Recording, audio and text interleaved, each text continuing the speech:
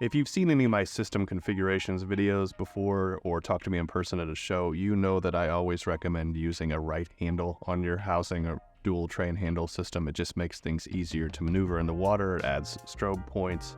And when doing so, you're going to want to add extensions to the lever controls. In this situation, we'll have one on the front and one on the back. And that really allows you to not have to reach as far when you're diving in the water. And it just, when you're shooting all day long, it's a comfort factor that you don't have to reach for both. When you're talking about shutter and AF on, it allows you to use back button focus method as well as pulling the trigger very comfortably with your right hand.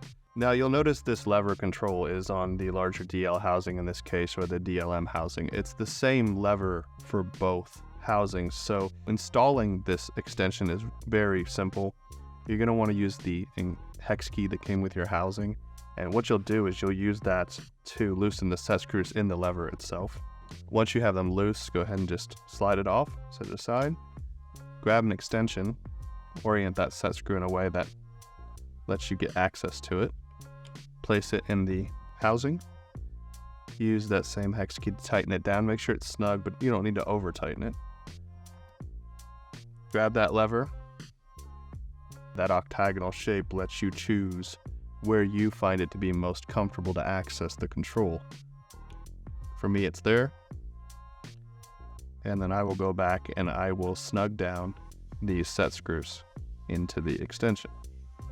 And in doing this, I have never compromised a seal. I've never exposed an O-ring. So I don't have to worry about flooding the housing by adding this extension. Now your housing's set, ready to add dual tray and handle, and you're ready to get in the water and go diving. If you have any questions or comments, shoot us a message down below or send us an email at ikelite@ikelite.com.